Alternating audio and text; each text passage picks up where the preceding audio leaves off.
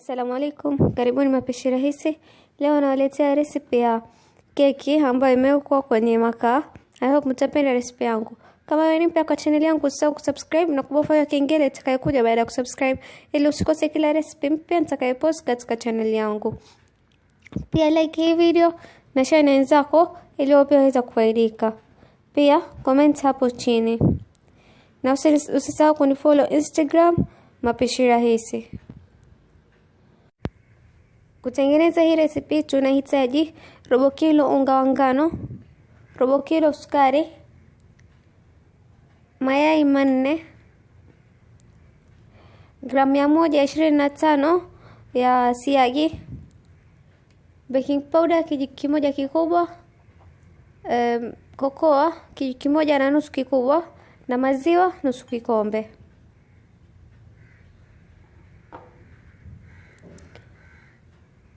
Kwenye bakuli yako ya kuchanganyia, weka siagi, ongeza sukari na uchanganye vizuri. Piga na mashini mpaka kala ibadilike iwe nyeupe na sukari yote yeyuke. Halafu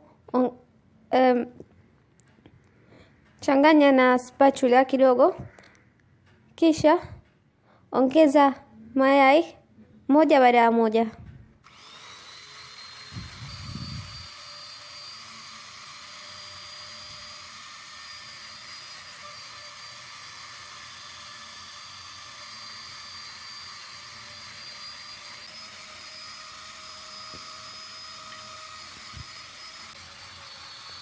Sasa nimemaliza kuongeza mayai. Naongeza maziwa yote na nachanganya vizuri.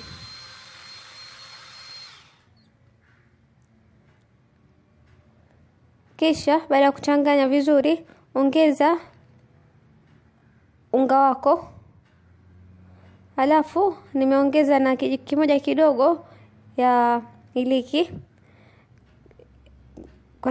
kwa sababu ya harufu. Kama hupendi kuongeza iliki, waweza kuongeza pia vanilla.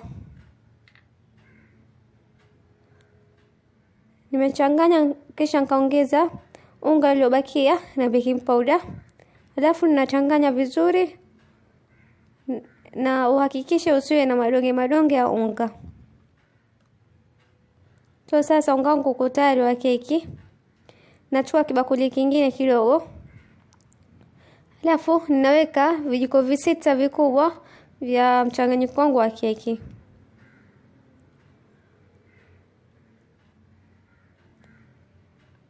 Kisha ninaongeza kokoa.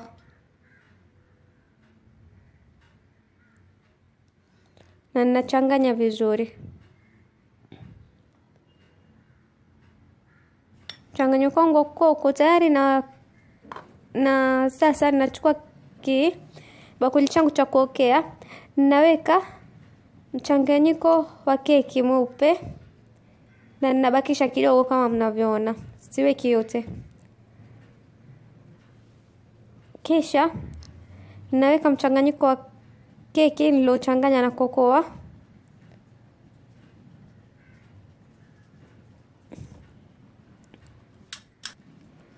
Halafu namalizia na keki nyeupe.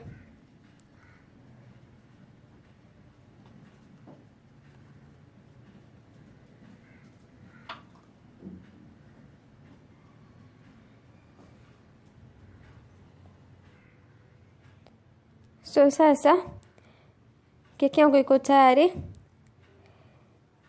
Kwenye jiko ninatoa makaa na ninabakisha kidogo tu. Kwa sababu ukibakisha makaa mengi, keki yako itaungua kwa chini kwa sababu jiko iko moto sana.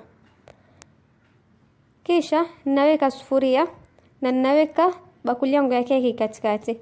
Kisha ninafunika na ile makaa niliyotoa kwenye jiko. Nimeweka kwenye kifuniko. Halafu ninabeka kwa saa moja. Ukiona bado iko nyeupe kwa juu, acha na dakika kama 5 hivi uwe ukiangalia, lakini kama mnavyoona keki yangu iko tayari sasa. Ninaitoa kwenye sufuria na naiweka kando mpaka iwe baridi. Nimewacha keki yangu kama dakika 30 kwenye kibakuli chake. Sasa nitaitoa kwenye bakuli na niweke kwa sahani.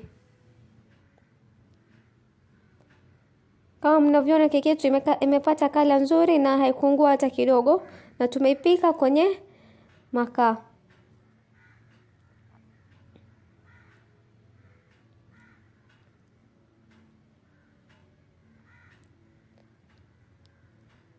Na wakatia ili muone inakaa vipi kwa ndani.